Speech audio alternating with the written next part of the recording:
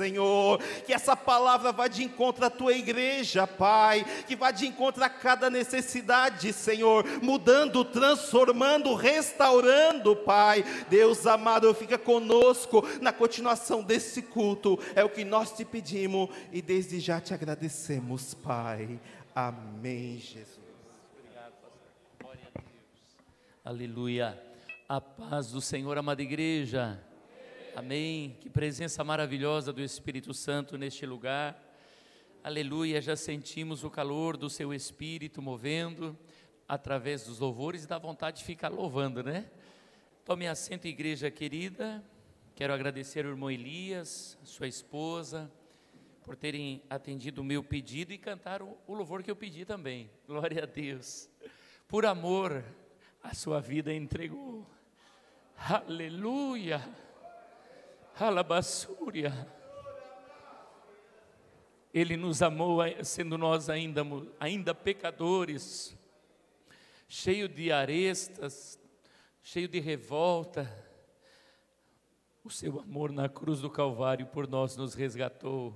Aleluia. E essa noite é maravilhosa porque celebramos a ressurreição do Senhor Jesus. Aleluia. O Senhor colocou uma palavra maravilhosa no meu coração e eu quero compartilhar contigo nessa noite. Se você tem a sua Bíblia, pode abrir em 1 Coríntios, capítulo 15, versículo 3 a seguir.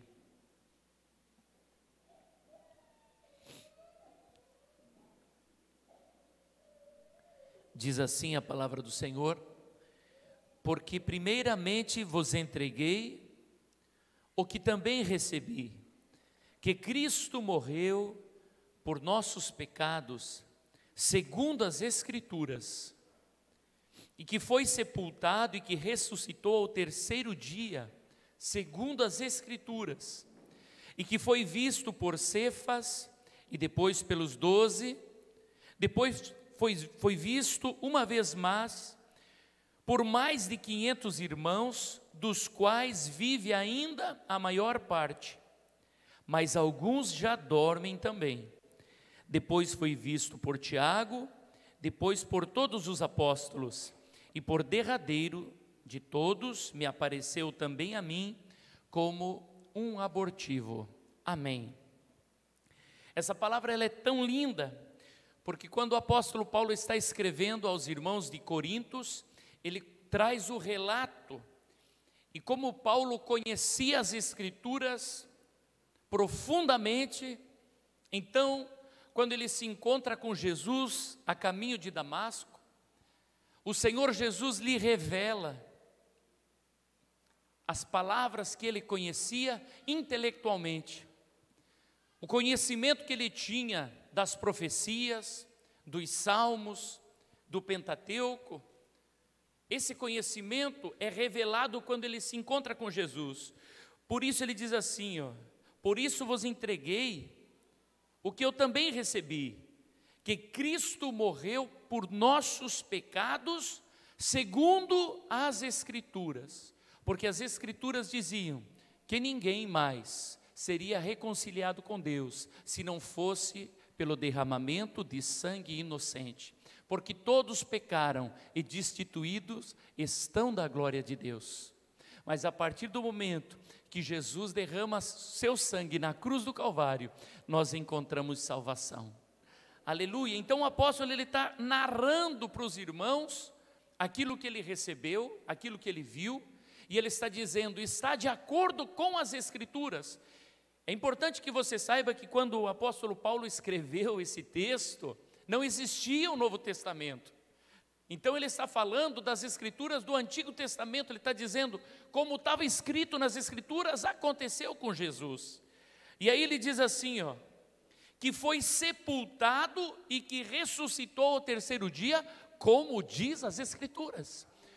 Porque o salmista Davi já tinha dito, não permitirá que o seu santo fique no abismo, fique no Hades, e nem que o seu corpo veja a corrupção. Jesus não se decompôs, a sua carne não foi decomposta, ele foi moído pelos nossos pecados, mas quando ele desce à sepultura, ele já recebe um corpo glorificado. Aleluia! E o apóstolo, ele vai falando e ele diz assim, que o Senhor Jesus foi visto por Cefas, que é Pedro, o apóstolo Pedro, foi visto por Pedro, depois pelos 12, depois foi visto uma vez por mais de 500 irmãos que ainda vivem. Ou seja, quando ele está escrevendo esta carta, daqueles 500 irmãos que viram o Senhor Jesus, a maioria ainda estava vivo, ainda podia tocar o Senhor, podia conversar com o Senhor, ou seja, tocaram e falaram com o Senhor nesta terra. E alguém está se perguntando assim, e por que isso é importante? Porque se o Senhor não tivesse ressuscitado, não estaria ninguém aqui nessa noite. Mas porque Ele vive, nós estamos aqui. Aleluia! Aleluia! O fato de Jesus ter ressuscitado, irmãos, não há como negar. Ninguém pode negar que Jesus Cristo habitou entre nós e que ressuscitou. Quando nós olhamos para a história se divide entre antes e depois de Cristo. Nenhum homem, por mais grandes feitos que tenha feito neste planeta, alcançou esse status. Nem Alexandre o Grande, nem Napoleão, nem os grandes homens, nem os faraós, né? Porque às vezes as pessoas ficam assim, admiradas, olha a pirâmide do faraó, eu tive lá, vendo aquele monte de pedra que fizeram, mas é só um túmulo, e o corpo daquele faraó ficou lá e depois foi saqueado, mas o túmulo do nosso Jesus está vazio, Ele ressuscitou, aleluia, aleluia, e porque Ele ressuscitou, hoje eu posso dizer assim, que eu nasci no dia 15 de outubro de 1975, ou seja, 1975 anos depois do nosso Senhor, eu nasci. E até aquele ateu, aquele que não é temente a Deus, aquele incrédulo, ele tem que escrever, e na sua identidade vem lá, o ano que ele nasceu, e esse ano está se referindo a quem? Ao Senhor Jesus. Aleluia! Não há como negar isso, a história conta. E o que é maravilhoso da Bíblia, irmão, que quando você lê qualquer texto que você leia, qualquer cidade que você encontre na palavra de Deus, existe um registro histórico. O Senhor me deu o privilégio de estar em Jerusalém, e eu fui lá no túmulo do rei Davi, está lá o túmulo, e diariamente há peregrinações ali, as pessoas estão ali visitando aquele túmulo todos os dias, e os judeus estão ali fazendo as suas orações, fazendo as suas preces, está lá o túmulo do rei Davi, porém os seus ossos estão lá, mas o túmulo de Jesus, que é ali próximo, está vazio, e também está cheio de gente lá, visitando e se alegrando com a presença de Deus maravilhosa, que também está lá, do jeito que está aqui. Jesus está vivo. Como que a ciência prova que uma história é verdadeira? Talvez você tenha estudado sobre isso e você vai concordar com o que eu estou falando. Para que uma história seja comprovada, que é real, que é verdadeira, não pode existir uma intenção de provar alguma coisa, ela é simplesmente narrada. Esse é o primeiro ponto. Então, quando alguém vai dar um testemunho na frente de um juiz, e ele começa a dizer, não, porque isso, porque aquilo, e ele começa a querer trazer muitos detalhes, e ele começa a falar demais, o juiz começa a desconfiar que aquela história está sendo fantasiada, está sendo mascarada, mas a palavra de Deus não, do começo ao fim, ela conta a história plena e clara, não esconde defeitos, não esconde pecado de ninguém, fala a verdade, não existe hipocrisia, não existe nenhuma máscara na palavra. E o que é lindo é que se você for ler as Escrituras, você começa e você vai perceber que existe a genealogia, de frente para trás e de trás para frente, existe de tudo que é jeito, a genealogia, e vai falando que Adão é filho de Deus, e aí vem, de Adão, que gerou fulano, que gerou ciclano, até chegar em Jesus. E alguém diz assim, e qual é a importância disso? Porque tem pessoas que dizem assim, eu não sei de onde vim, eu não sinto Deus, eu não conheço. Irmãos, Deus não deixou o ser humano abandonado na terra, Deus deixou a sua palavra, e aquele que se aplica ao estudo das Escrituras, terá certeza do seu coração, no seu coração, de onde veio e para onde vai. Amém? Olha só, o outro ponto que deixa uma história, faz com que ela seja verificada como verdadeira, é o testemunho de alguém, é o testemunho de uma pessoa. E eu quero ler com você alguns textos para que você perceba a dificuldade que era ser uma testemunha de Jesus logo após a sua morte. Porque hoje ser testemunho de Jesus é fácil, né? Eu sou uma testemunha de Jesus, eu chego na escola, eu chego na faculdade e eu falo, eu creio em Jesus, eu creio que Jesus ressuscitou. E as pessoas no máximo que vão fazer aqui no nosso país vai dizer assim, ai como você é atrasado, não tem como provar que Jesus ressuscitou, é o máximo que você vai ouvir, não é verdade?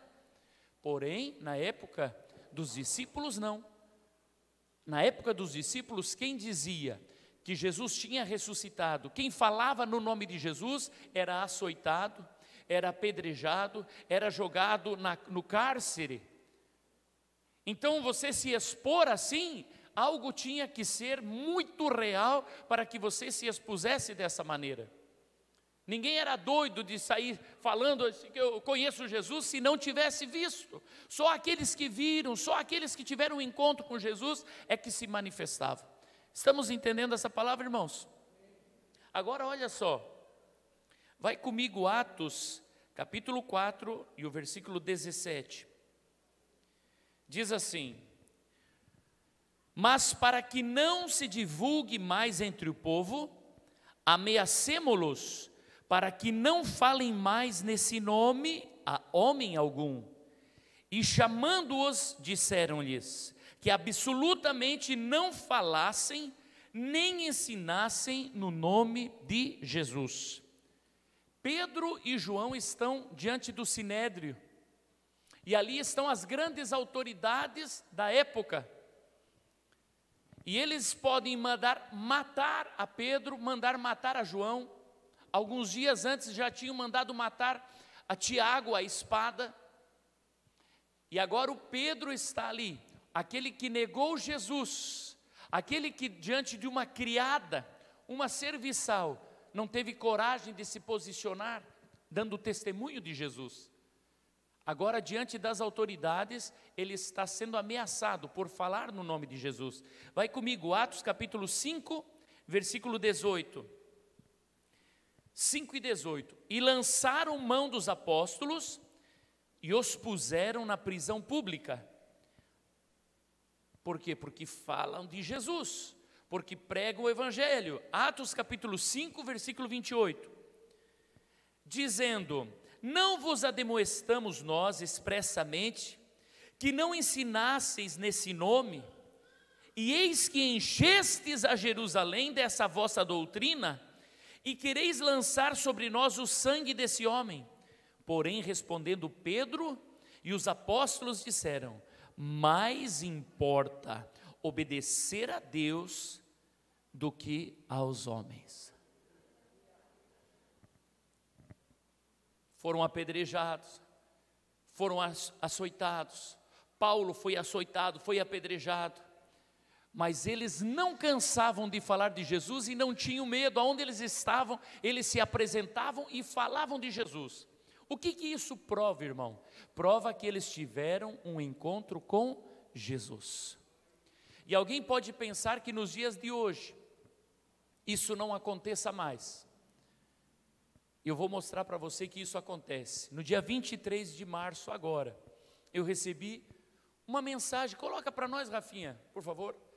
eu recebi uma mensagem do pastor Navid, contando de uma mocinha lá da igreja deles.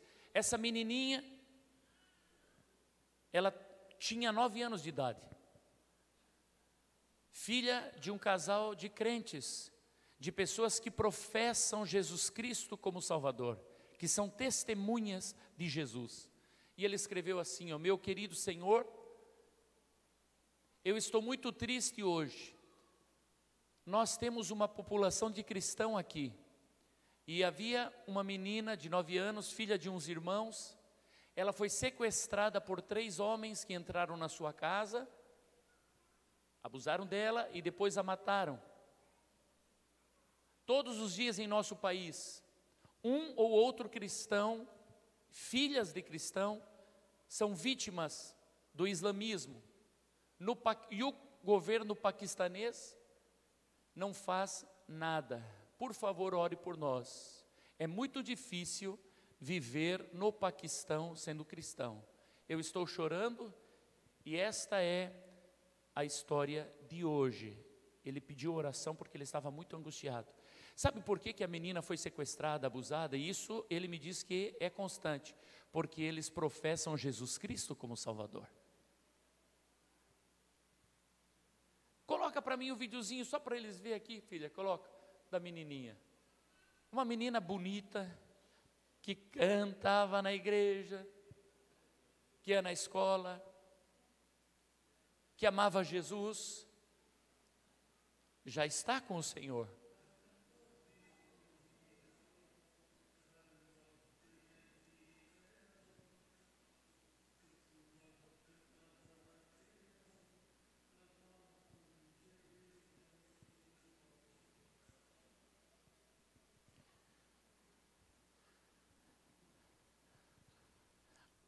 Você acha que o papai e a mamãe dessa menina tiveram um encontro com Jesus ressuscitado? Se não fosse assim, eles não serviriam ao Senhor Jesus. Quando eu vejo aqui no Brasil, e nós quando vemos alguém que para de servir ao Senhor porque não recebeu uma bênção financeira, alguns que fazem até algumas orações: se o Senhor não pagar, não me ajudar com esse problema, se não me resolver essa situação, eu não sirvo mais ao Senhor. Não vou mais na casa do Senhor, só tem fofoqueiro, só tem confusão. Quando eu vejo as pessoas falando isso, sabe o que vem no meu coração? Essa pessoa precisa de oração, precisa do nosso amor, porque essa pessoa ainda não teve um encontro com Jesus ressuscitado. Porque a pessoa, quando se encontra com Jesus, nunca mais se afastará dele. Aconteça o que acontecer, nunca mais deixará Jesus.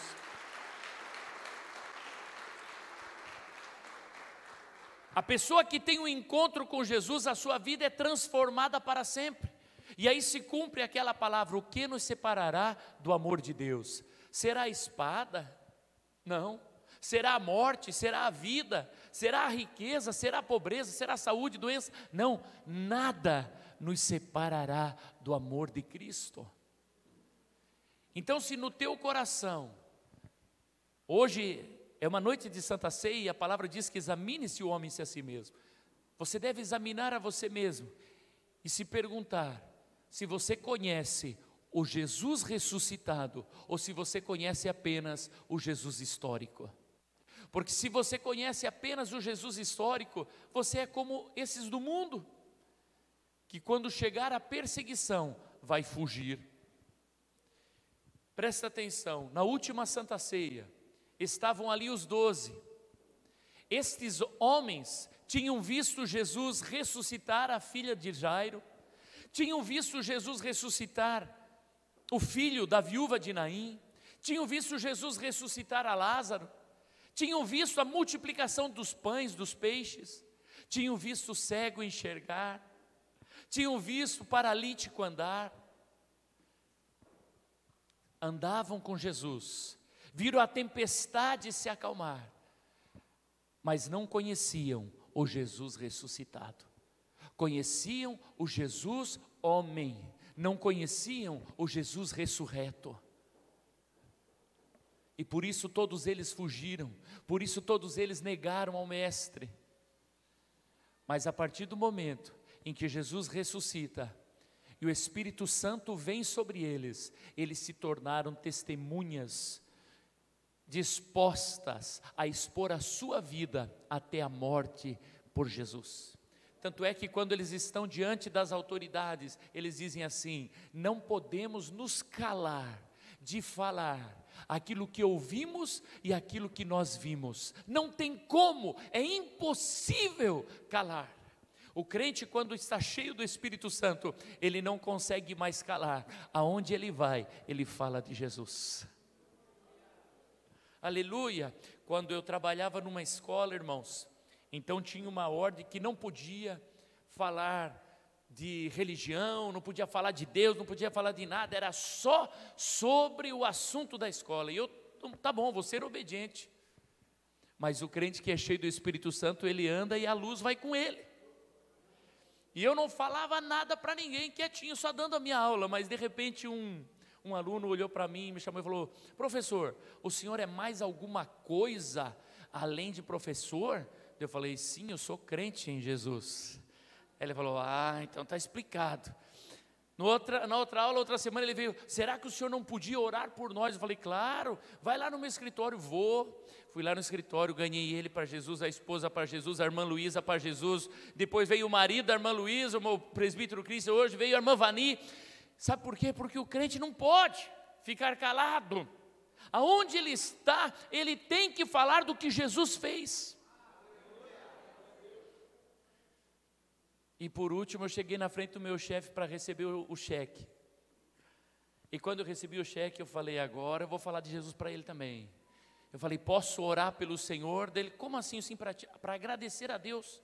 Ele: sim. Eu falei: Senhor, abençoa meu patrão agora. Irmãos, aí a oração foi longa. Eu falei: agora. Orei pela família, pela casa. Todo final de mês lá ele recebia uma oração poderosa. Estamos juntos, irmãos? Qual a importância de Jesus ter ressuscitado? Porque se ele não tivesse ressuscitado, não existiria vida eterna para nós. Não existiria. Mas porque ele ressuscitou, eu e você temos a garantia que no último dia, se nós tivermos partido com o Senhor, seremos ressuscitados, e se não, subiremos a encontrar o Senhor nos ares. Aleluia. Louvado seja o Senhor Jesus. Alguém pode dizer assim: eu não estou vendo o poder da ressurreição na minha vida, estou angustiado, estou aflito, estou sem paz, estou enfermo. Hoje é um momento propício para o teu milagre. Eu te convido a estar de pé. Fique de pé, amado. Quero pedir que a Santa Ceia, o ministério da Santa Ceia, esteja preparando. Escuta o que eu vou dizer para você, querido. A Páscoa é maravilhosa, porque o Senhor instituiu a Páscoa. Ela começou lá no Antigo Testamento, mas a última mensagem do Senhor para os seus discípulos era: este é o meu corpo, este é o meu sangue, meu corpo que é partido por vós, meu sangue que é derramado para a remissão de pecados. E vocês vão fazer isso todas as vezes que comerdes, vão anunciar a morte do Senhor, até que Ele venha. E anunciar a morte do Senhor para quê? Porque na morte do Senhor está a nossa vitória. Satanás, ele se enganou feio demais. Porque ele pensou: se eu matar o Filho de Deus, acabei com tudo. Mas era o contrário, o Senhor já tinha dito: ninguém tira a minha vida, eu a dou para resgate de muitos. E ele disse: porque eu tenho poder para dar e tomar de volta. Ele deu a sua vida para perdoar os nossos pecados, ele deu a sua vida para curar as nossas enfermidades, e o castigo que nos dá a paz estava sobre ele. Então, se o teu coração está angustiado nessa noite, entenda uma coisa: a paz de Cristo já está nesse ambiente. O Senhor Jesus já está caminhando, já recebeu os louvores, já recebeu a adoração da sua igreja, e agora está olhando para cada coração, e aquilo que você veio buscar, aquilo que você precisa, já foi conquistado na cruz do Calvário. Eu te convido a fechar os teus olhos.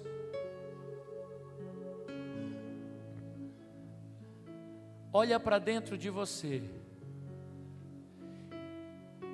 e se examine. Será que você já conhece o Jesus ressuscitado? Ou o Jesus que você conhece é só de ouvir falar?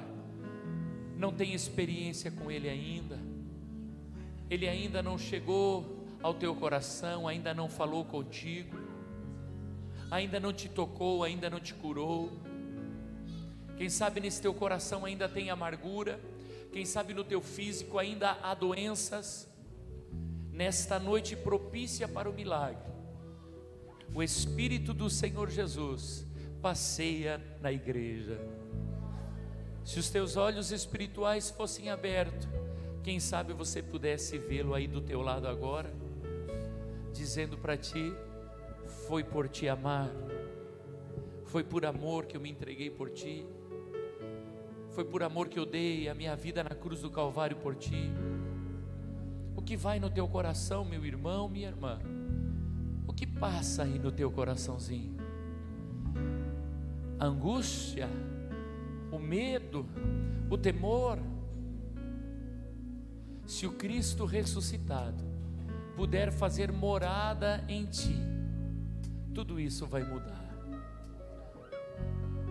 Se o Cristo ressuscitado puder entrar no teu coração, você vai poder ser como o apóstolo Paulo, que debaixo de açoite, de prisão, de apedrejamento, continuava dizendo: eu amo o meu Senhor. Se o Cristo ressuscitado toca o teu coração hoje, que você possa se tornar como os papais daquela menininha da igreja do pastor Navid lá no Paquistão, que não negam e não deixam Jesus por nada. A sua fé foi elevada ao nível máximo, ao nível máximo de aconteça o que acontecer, eu não deixo Jesus. Eu nunca vou abrir a minha boca para dizer que eu não quero mais saber de Cristo.